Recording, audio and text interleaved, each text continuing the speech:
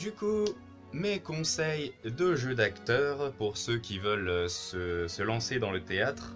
Alors il faut savoir que mes conseils sont en particulier pour ceux qui veulent se lancer dans le théâtre amateur, parce que pour le théâtre professionnel, je n'ai moi-même pas l'expérience suffisante pour vous vraiment dire ouais, vous devez faire comme ci, comme ça, machin, parce que voilà, moi-même je ne suis pas un comédien professionnel.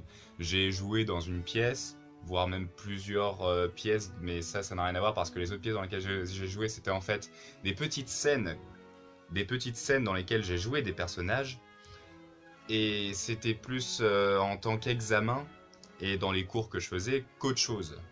Voilà. Mais du coup, pour juste ceux qui veulent en faire en tant que passion et loisir, et qui veulent se lancer dedans, voici mes conseils.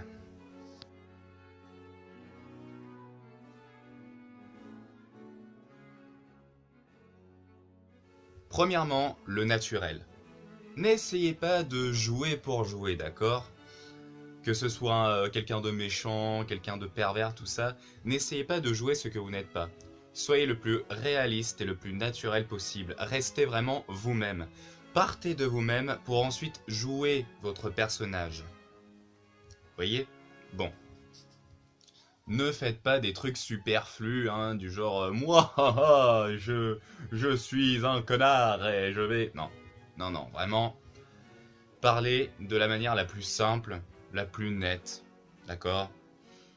Et la plus naturelle possible, comme si c'était vraiment vous, comme si quelque part le personnage et vous ne faisiez qu'un. Ensuite, le déplacement. N'ayez pas peur de bouger, d'accord ? Évitez justement de rester immobile quand vous jouez un personnage, tout ça. Voilà, ne restez pas de marbre, surtout parce que si vous restez sans bouger comme ça en mode blablabla, bla bla bla, les gens vont penser que votre personnage est mort, ou bien que vous jouez un personnage qui ne peut pas bouger, ou bref. Ils vont pas vraiment comprendre pourquoi est-ce que vous ne bougez pas, tandis que si au contraire vous profitez de la largeur du plateau sur lequel vous êtes, donc de la scène sur laquelle vous jouez, ou peu importe l'endroit où vous jouez, profitez au maximum de l'endroit. Et dites-vous que plus vous avez de place, plus il faut savoir prendre la place, d'accord ? Prenez la place nécessaire. Voilà, baladez-vous, machin, aidez-vous même au niveau des mouvements quand vous parlez, tout ça, voilà, osez. Mais restez surtout dans le naturel. Il ne faut pas que vous bougiez si vous ne voulez pas bouger, d'accord ? Juste laissez-vous aller par le mouvement, si vous voulez, par exemple, marcher sur la droite ou marcher sur la gauche, etc., etc. Les émotions. Alors là, ça va rejoindre un peu la première étape que j'ai dit, parce que c'est dans le domaine du rester naturel. C'est-à-dire que par exemple, si vous devez vous énerver, vous devez vraiment vous énerver, d'accord ? Il faut qu'à ce moment-là, vous ressentiez de la vraie colère. Et cette colère, il faut la nourrir avec quelque chose. Ça peut être des pensées, ça peut être des souvenirs. Le premier souvenir, la première chose que vous pensez, où vous dites « Ah, ça m'énerve », pensez à cette chose le plus fort possible. Pour ensuite que ça vous énerve, tu vois, vous voyez, bon, voilà. Après, si au contraire vous devez être triste, voire pleurer, faites-le réellement. Et ça rejoint la même chose. À ce moment-là, il faut savoir penser à quelque chose qui vous rend vraiment triste, quelque chose qui vous a fait énormément de mal dans votre vie. Les émotions doivent venir de l'intérieur, pas de l'extérieur. Il ne faut pas que ce soit superficiel ou joué. Il faut que ce soit ressenti et ressorti. Ensuite, la personnalité de votre personnage. Une fois de plus, ça rejoint les autres étapes que j'ai dit. Le personnage que vous jouez doit partir de vous. C'est vous qui avez le contrôle de ce personnage. Alors ce personnage n'est peut-être pas vous, peut-être que vous êtes vous-même dans votre vie de tous les jours, dans votre personnalité très différente du personnage. Néanmoins, il ne faut pas que vous essayiez de jouer quelque chose qui n'est pas de vous. Je ne sais pas vraiment quel exemple vous donner là-dessus. Bon, par exemple, si vous devez jouer le Joker, voilà. Bien sûr, vous allez vous référer sur le Joker d'Heath Ledger ou sur le Joker de Suicide Squad, ou alors peut-être de Jack Nicholson aussi. Mais c'est justement la chose qu'il ne faut pas faire. Il ne faut jamais se référer à ce que les autres comédiens ont fait avant vous. Il faut vous focaliser sur votre idée de votre personnage, sur l'idée même que vous vous faites, de comment vous voulez l'amener, comment vous voulez le jouer. Et même si à la limite vous voulez absolument rester fidèle au texte, je pense que parfois vous pouvez quand même, si vraiment vous êtes à l'aise avec votre personnage, avec votre texte, vous donner les moyens d'improviser certaines phrases et certains textes. N'ayez pas peur d'improviser parfois, alors pas complètement, hein, ça peut être juste un seul mot, d'accord? Mais même entraînez-vous à les dire de plusieurs façons. Entraînez-vous à dire chaque mot de plusieurs façons différentes. Et vraiment jouez avec les émotions, avec la façon dont vous pensez que le personnage vit. Focalisez-vous vraiment sur l'histoire du personnage, sur qu'est-ce que ce personnage pourrait ressentir, et surtout sur qu'est-ce que ce serait si c'était vous qui viviez l'histoire même du personnage. Mais encore, le costume.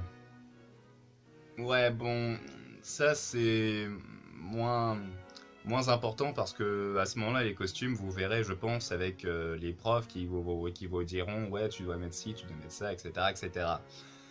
Mais néanmoins, par exemple, pour ce qui est de vos cheveux ou de votre barbe pour les hommes ou les femmes, votre maquillage, tout ça, pareil, peu importe le personnage que vous jouez, une fois de plus, je pense que l'idée du costume doit partir de vous. Vous devez vous faire une idée de ce que le personnage pourrait porter comme costume, comme vêtement. Quelle barbe ou quelle coupe de cheveux ou même quel maquillage pour les femmes il pourrait avoir. Mais pas que le maquillage, hein, je dis ça, mais ça peut être un tas d'autres choses, niveau coiffure, voilà. Bon, bref. Alors ensuite, il y a jouer avec son partenaire ou sa partenaire. D'accord? Si par exemple vous devez embrasser la personne avec qui vous jouez, l'embrasser par exemple sur la bouche, faites-le réellement. Si vous devez agresser le partenaire avec qui vous jouez, faites-le aussi réellement. Il faut que les choses soient le plus réalistes possible. Il ne faut pas que ça fasse superficiel ou qu'on voit que c'est faux. Plus votre jeu d'acteur ou d'actrice sera réaliste et plus vous serez amène de pouvoir vraiment être, comment dirais-je, crédible dans votre rôle. D'accord? Ne surjouez jamais trop non plus. Voilà, faites comme bon vous semble. Et une fois encore, n'oubliez pas de jouer avec votre partenaire, d'accord? Votre partenaire existe.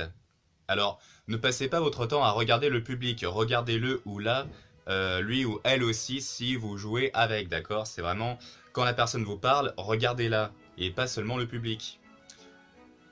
Ou alors, si vous ne le faites pas, c'est que vous faites de la commedia dell'arte, mais ça, c'est encore autre chose, en fait. Et la commedia dell'arte, c'est d'autres règles du théâtre, c'est différent.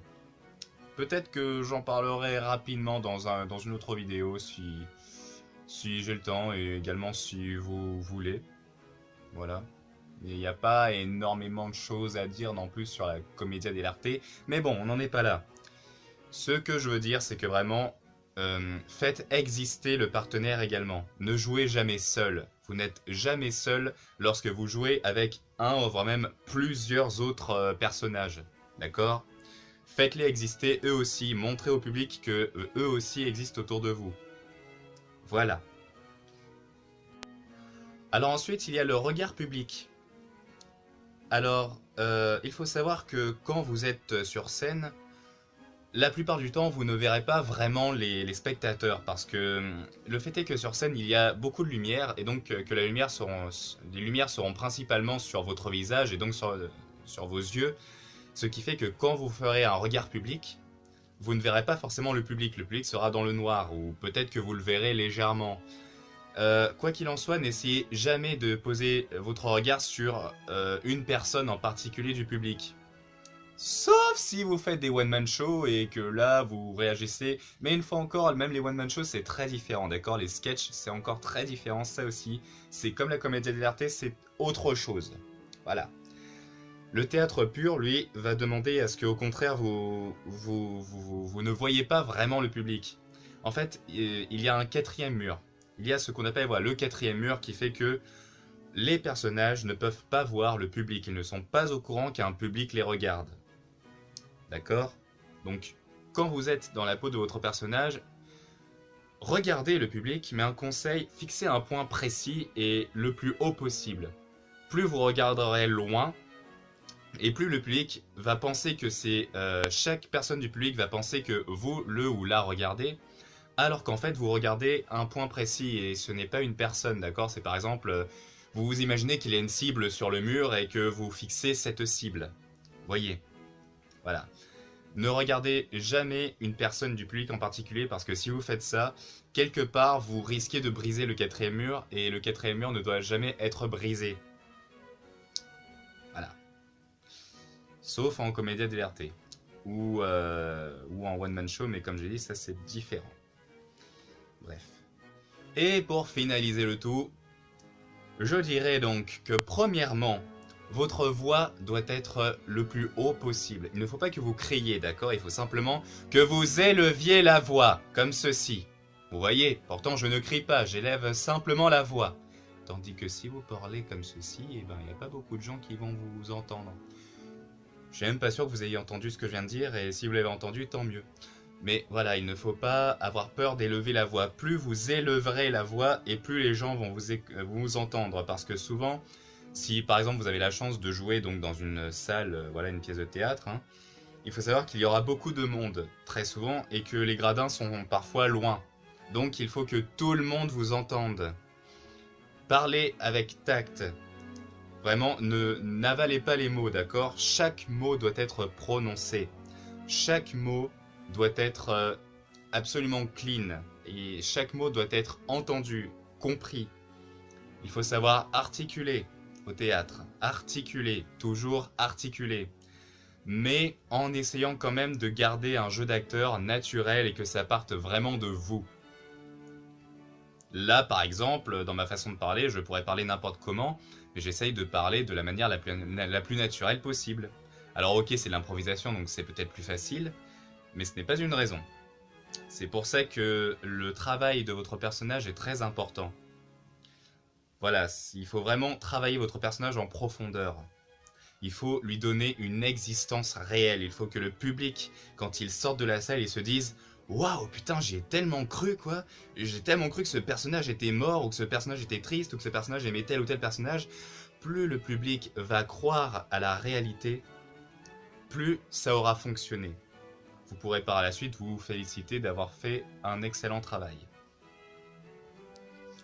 Et dans la limite, si vous devez chuchoter à un moment précis, même en chuchotant, il faut que le public vous entende.